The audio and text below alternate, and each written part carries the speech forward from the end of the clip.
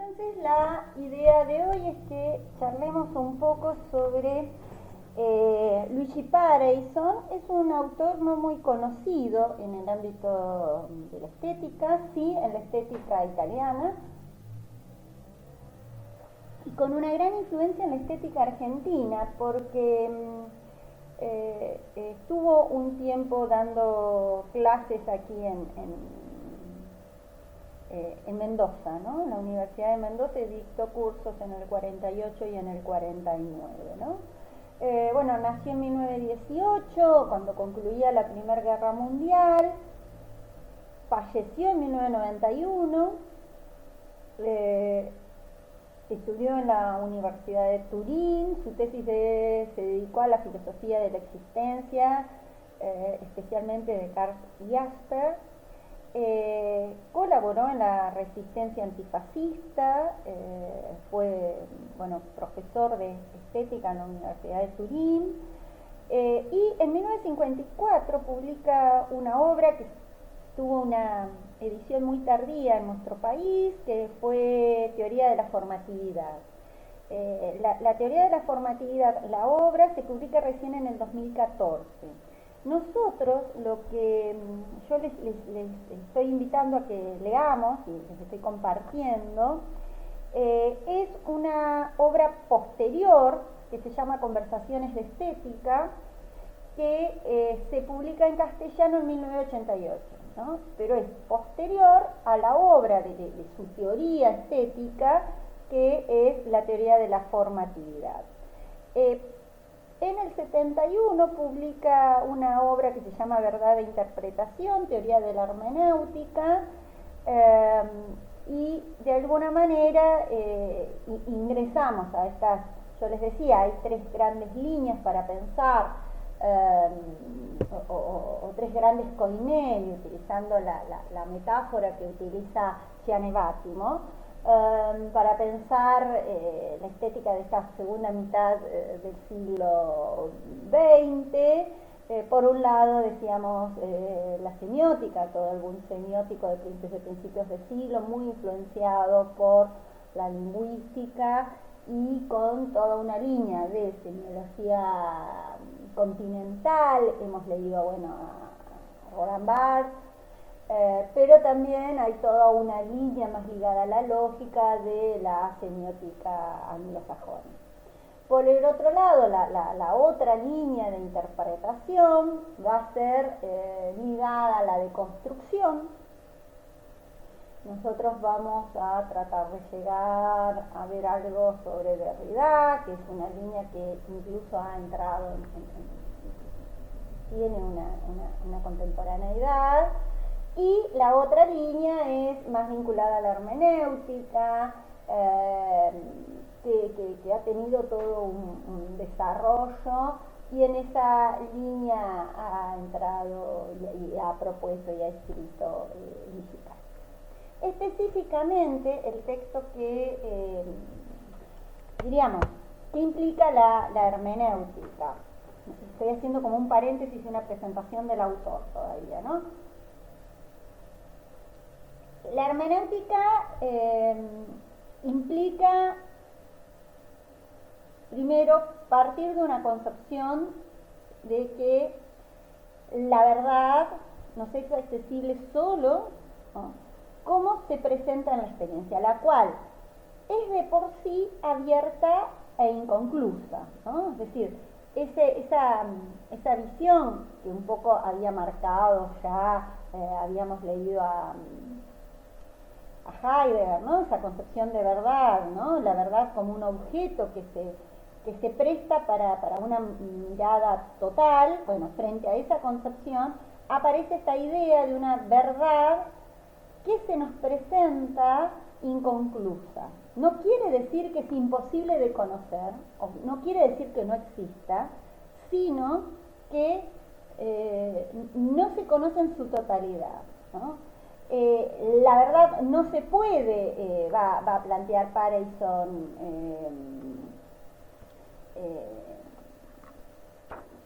no se da nunca de una forma definitiva, sino que se da a partir de formulaciones históricas, personales, y en este reino, podríamos decir, de las interpretaciones, ¿no?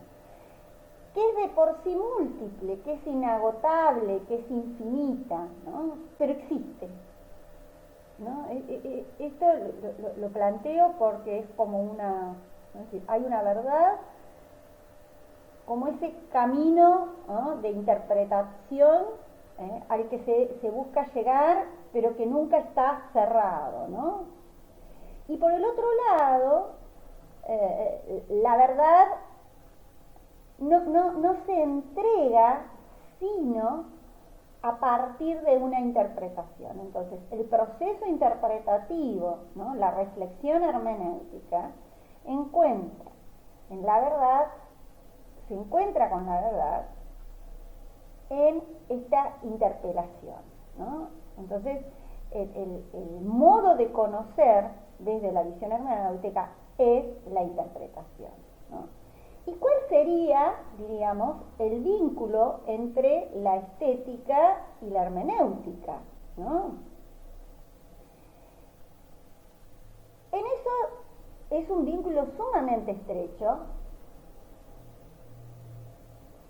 porque la estética, me refiero en el sentido disciplinar, que se dedica a la obra de arte, la lectura de la obra de arte, ¿no?, implica un proceso, pero, y aquí es el plus que encontramos con la teoría de la formatividad, también la producción es un proceso interpretativo, ¿no? El proceso de formación de la obra es interpretativo, ¿no? Consiste en un diálogo que establece el artista con la materia, ¿no? Es decir, acá hay una relación con ese, qué sé yo, el ejemplo, perdón, porque es un ejemplo de las artes visuales solamente, pero el ejemplo más fácil sería el diálogo del escultor con la piedra cuando va desbastando la piedra y construye. Ahí hay un diálogo, hay una búsqueda, ahí hay una interpretación, ¿sí?, para llegar a una verdad que va a ser la obra, ¿no? Entonces, esa materia que va a formar, ¿no?, la obra está puesta en acción en un proceso interpretativo, ¿no? Entonces, el hacer obra es parte de este proceso interpretativo, ¿no? Entonces, el arte consiste en un hacer, pero al mismo tiempo, va a plantear Pareyson, inventa la manera de hacer, ¿no? Es decir, no solamente es un hacer, sino, y en esto tiene ese trasfondo que nos vincula con esta visión que habíamos estudiado y que hemos visto de los románticos, en especial de Víctor Hugo, cuando hablaba de esta construcción en la obra se construye la misma retórica. Bueno, esta visión retórica que asume el artista cuando está haciendo la obra, ¿no? Es decir, hace la obra e inventa la manera de hacer la obra, ¿no? Y para encontrar esa manera de hacer la obra no hay otro camino que el de interrogar la obra misma. Y esa interrogación de la obra es el proceso que se está haciendo cuando se está haciendo la obra. No es concluida la obra, sino que la producción es esa interrogación de esos materiales, de ese estar poniendo los materiales y armando esa construcción, ¿no? Interrogar esa forma, una forma que todavía no está concluida, sino que está en proceso, ¿no? Y de esa manera saber, ¿no?, de la obra cuál es la única forma en que ella misma se deja realizar, ¿no? Es decir, esta idea de relación y de revitalizar, reconocer el proceso, ¿no?, artístico, ¿no? No hay una única interpretación mejor que todas las demás, sino que frente a la obra se va a consolidar una multiplicidad, ¿no? El intérprete de la obra, pienso en el músico, pienso en el actor que interpreta una obra, que interpreta una partitura.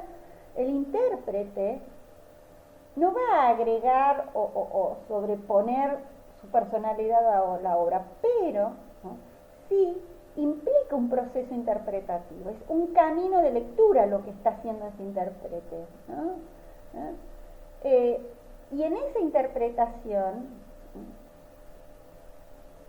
siguiendo esa obra, esa partitura, ese texto, ¿no?, que sería su ámbito, su cadena, su espacio de posibilidades. En ese espacio de posibilidades, que sería el texto dramático o la partitura, en eso aparece la interpretación, ¿no? Ese espacio de la interpretación como una de las tantas interpretaciones que puede tener la obra. Y en ese aparece esta posibilidad de reconocer el proceso, ¿no? Entonces, ahí juega esta concepción de relación entre estética y hermenéutica, ¿no? De alguna manera, la hermenéutica se preocupa por la verdad, ya sea mostrando el carácter de revelación y de manifestación, ¿sí?, de la verdad, o persiguiendo una aclaración, una universalización de los contenidos, ¿no?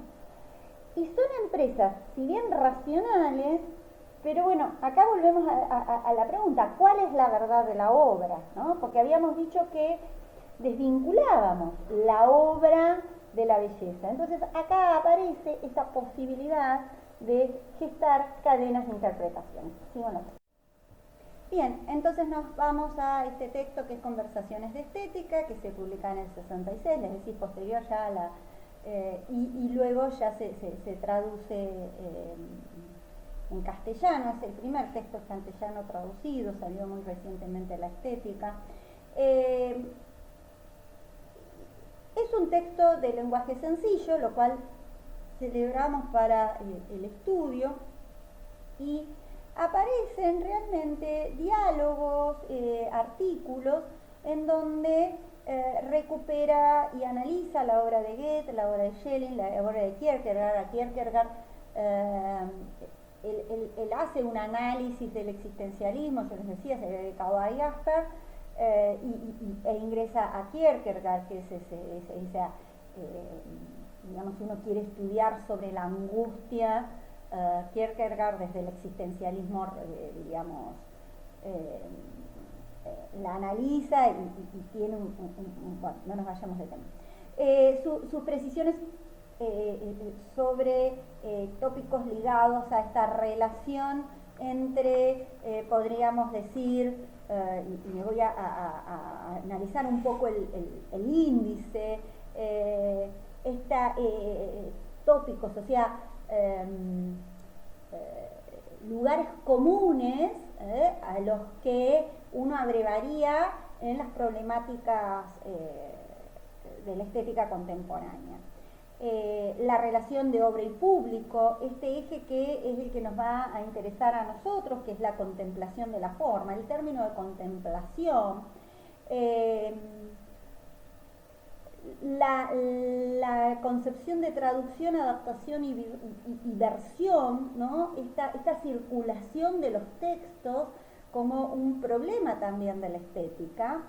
El significado de la teoría, y en eso recupera todo el idealismo, el neoidealismo, perdón, que se va a desarrollar en especial en la filosofía italiana con Croce. Nosotros no lo vemos. luego un recuperar estos autores como Fichte, Schelling, ¿no? Goethe, y ese binomio goetheano entre grandeza y verdad, el problema schellingiano de arte y filosofía, lo bello natural, que lo hemos analizado a partir de Hegel en una relectura desde esas visiones neoidealistas, la completud y la interpretación, ¿no? Y de alguna manera a mí me parece interesante también recuperar esta lectura previa a la lectura del texto icónico quizás de la estética del siglo XX, que es la obra de otro italiano, especialista en estética, que es Umberto Eco, y el texto que nosotros vamos a leer, que tiene que ver justamente con este eje de obra vial. ¿Qué me interesa a mí que rescatemos, ¿no?, de este texto de estética de la personalidad, estética de la formatividad, ¿no? Hay un giro completo en la posición dominante en la estética italiana, que está influenciado por el neoidealismo crociano, y hay un planteo de recuperar la figura del artista, ¿no? La obra de arte es, por un lado, la persona misma del artista, ¿no?, que se convierte en objeto físico, y por otro lado, resultado de un proceso de formación.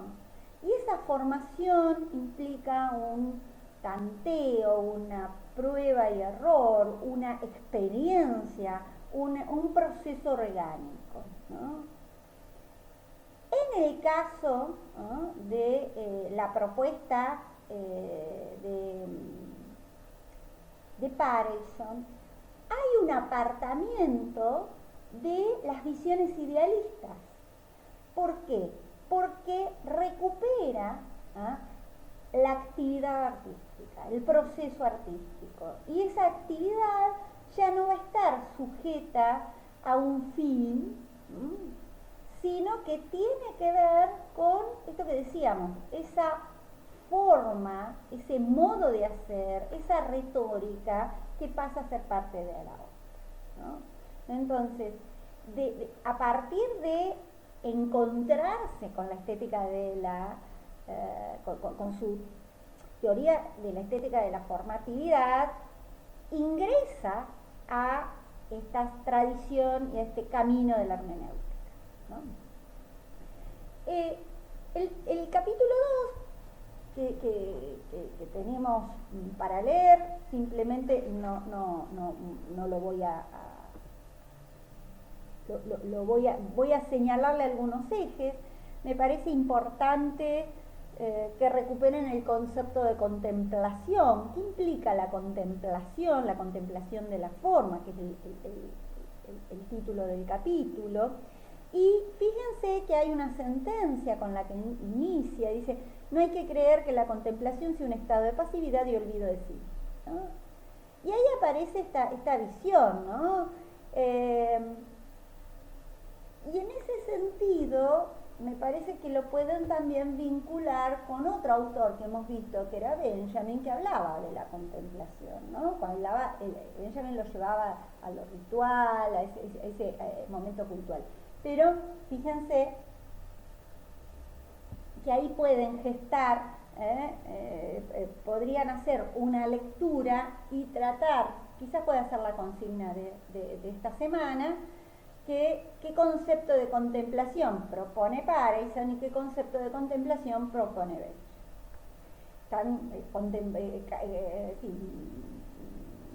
contemporáneamente, una contemporánea amplia, ¿no? Entonces, esta idea de la contemplación, de hablar de un proceso interpretativo, de una actividad contemplativa, de la interpretación como una interrogación, como una actividad que pese a la observación de una quietud implica esa actividad, ¿no?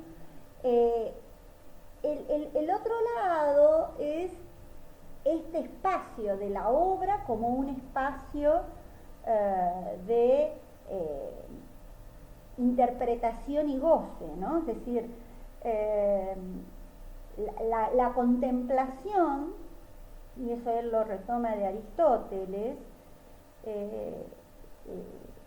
implica el más alto de los placeres, ¿no? La contemplación implica goce, la contemplación implica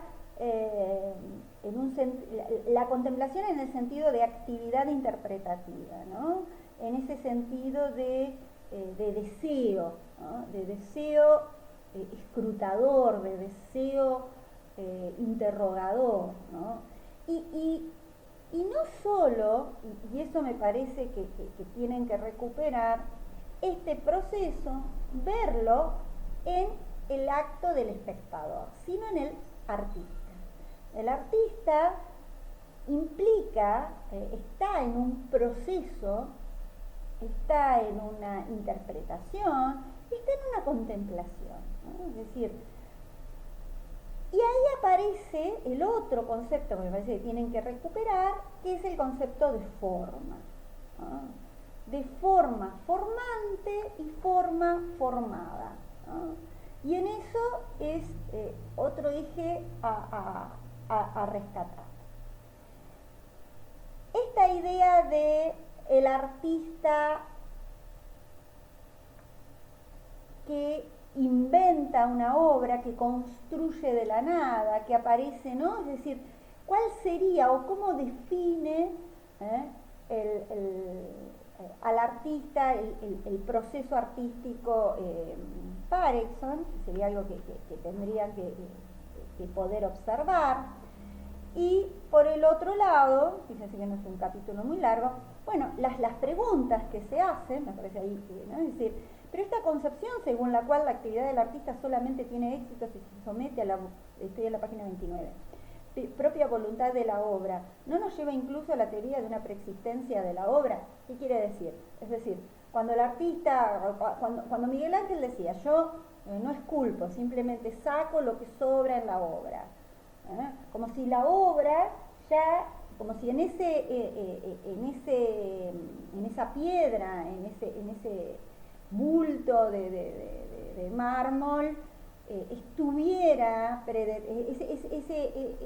esa piedra estaría predeterminada a ser una obra, ¿no? Bueno, caeríamos en dos grandes falacias, el animismo, porque la piedra como que tuviera un fin, que no lo tiene, y por el otro lado, el artista como mero mediador, ¿no? La otra pregunta que se hace es, ¿no habrá que concluir que la obra se hace por sí misma y que escoge al propio autor para hacer de él el seno de su gestación y el instrumento de su nacimiento? La pregunta del artista no sería sino una especie de dócil obediencia y de ayuda benévola, como decía Goethe. Bueno, todo lo contrario. Y ahí es que él requiere de este concepto que conforma, de forma formata y forma formans, en donde puede empezar a hablar de lo que es el proceso artístico, ¿no? Me parece que entonces, y aquí cuando habla del proceso artístico, del proceso de creación artista, del artista como productor de esa obra, como constructor, en esa relación entre la forma formante y la forma formada, y entonces ahí sintetiza bases de esta teoría estética de lo que él entiende como formatividad, ¿no? Yo les dejo solamente ese capítulo de lectura, obviamente que tienen el material disponible. No, vieron que nosotros vamos trabajando, hay un capítulo dedicado a hacer una en la parte de crítica recupera la obra La estética de Fubini, que es la estética de la música, y luego ya se mete con el tema este de la interpretación, como ya lo hemos estado hablando, ¿no? Creo que esta importancia del proceso artístico, del proceso de creación, de reconocer el ensayo, de reconocer la maduración, de reconocer el reinicio, el abandono de la obra, el volver a hacerla, el tacharla, la sustitución, el borramiento, pero a su vez toda esa especie de palincesto que se produce cuando uno está haciendo la obra. Todo ese proceso es quizás lo más enriquecedor a nivel teórico, ¿no? Es decir, empezar a reconocer desde la teoría que todos esos bocetos que han sido tirados a la basura, todas esas horas de ensayo que se piensan que no sirvieron para nada, y que en el momento de la presentación de la obra, que en el momento de la publicación de la obra, parecería que eso es la obra, pero bueno, eso llega a ser esa obra gracias a todo lo otro. Entonces todo eso otro, todas esas tachaduras, todo eso que no se dejó, todos esos brotes que se fueron dejando de lado, son parte de la obra. Y esos brotes, todo eso está contenido en esa obra final, ¿sí?